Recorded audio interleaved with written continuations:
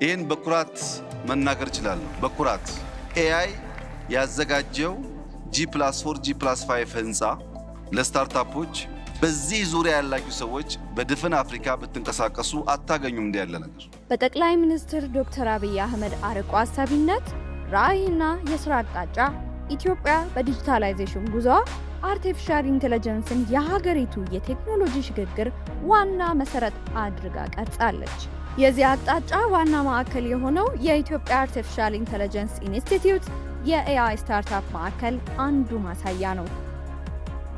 ዲጂታል ኢትዮጵያ 2030 ራዕይን እውን ለማድረግ የስታርታፖች ሚና እጅግ ከፍተኛ ነው። ይህም በአግባቡ የተረዳው የኢትዮጵያ አርቲፊሻል ኢንተለጀንስ ኢንስቲትዩት ጀማሪ ቴክኖሎጂ ፈጣሪዎችን ወደ ማዕከሉ በመሳብ የቴክኖሎጂ ልማቱን ለማፋጠን እየሰራ ይገኛል።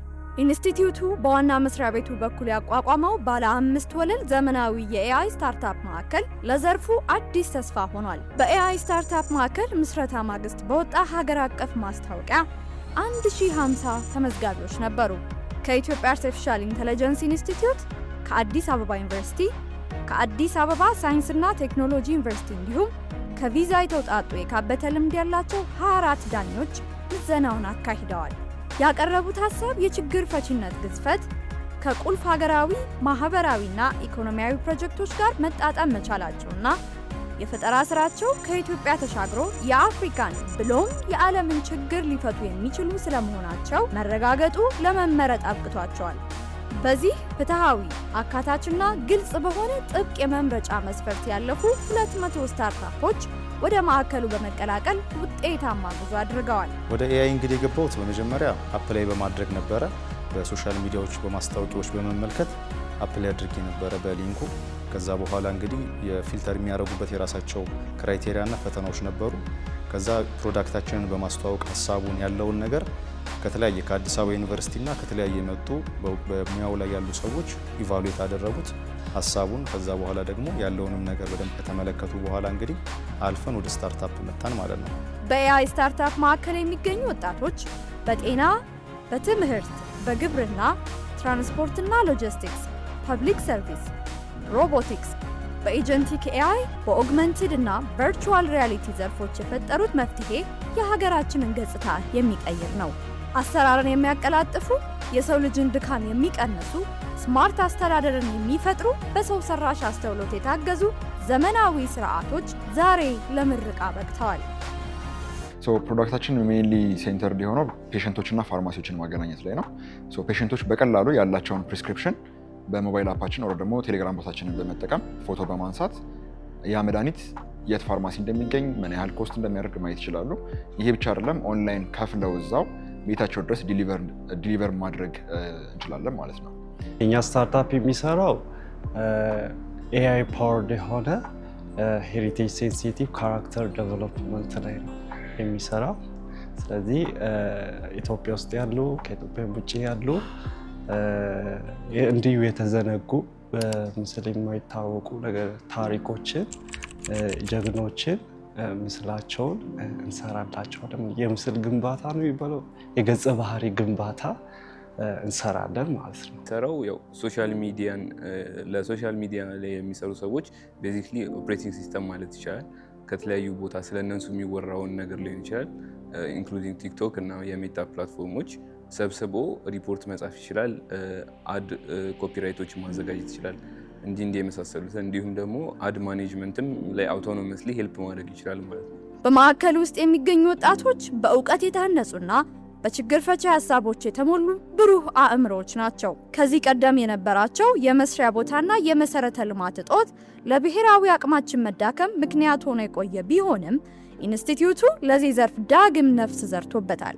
ላለፉት 6 ወራት በሐሳብ ደረጃ በምስለ ምርት ደረጃ እንዲሁም ወደ ገበያ በገቡ ስታርታፖች መካከል የተደረገው የምርምርና የሥራ ጊዜ እጅግ ፍሬያማ ነበር። የኤአይ ስታርታፕ ማዕከሉን የተቀላቀሉ ስታርታፖች ባገኙት ድጋፍ ከሐሳብ ወደ ሲስተም ልማት አለፍ ሲልም ወደ ትግበራና የሥራ ዕድል ፈጠራ መሻገር ችለዋል። ይህ ማዕከል ለግል ዘርፉ አንቀሳቃሾች ዘመናዊ የመስሪያ ቦታን፣ በዘርፉ ከፍተኛ ልምድ ባላቸው አሰልጣኞች የአቅም ግንባታ ስልጠናዎችን፣ የክላውድ ዳታ ሴንተርን ጨምሮ ከፍተኛ የቴክኖሎጂ መሰረተ ልማትን፣ የወርክሾፕ እንዲሁም የዓለም አቀፍና የሀገር ውስጥ የሥራ ትስስር መፍጠሪያ ምቹ መድረክን በማቅረብ ላይ ይገኛል። ኢንስቲትዩሽኑ ካገኘናቸው መጀመሪያም ጠቅሼ እንደነበረው ዋናው ስቴክሆልደር ኢንጌጅመንት ነው። የባለድርሻ አካላት ጋር መገናኘት። አሁን ትምህርት ላይ እየሰራው ከሆነ ትምህርት ጋር የሚገኙ ሊያግዙኝ የሚችሉ ኦርጋናይዜሽኖች ጋር አብሮ መስራት እድል።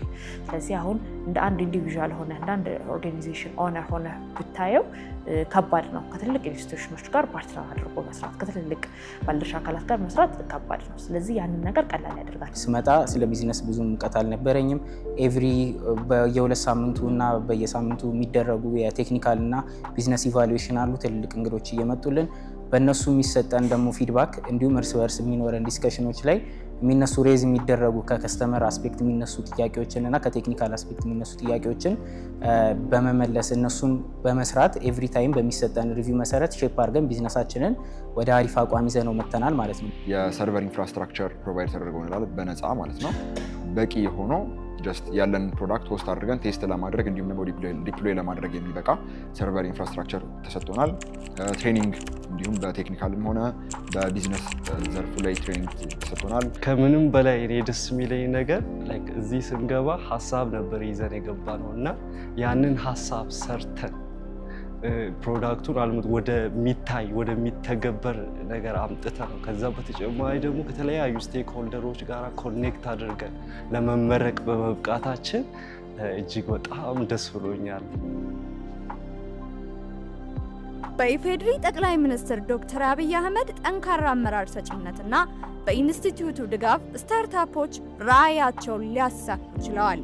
ይህ ማዕከል ለመስሪያ ቦታነት ብቻ ሳይሆን ለከፍተኛ የመንግስት የሥራ ኃላፊዎችና ለዓለም አቀፍ ተጽዕኖ ፈጣሪዎች የትውውቅ መድረክ ሆኖ አገልግሏል።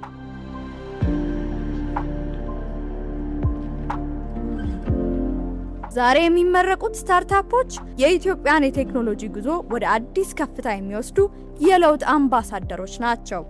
አርቲፊሻል ኢንተለጀንስ ለሁሉም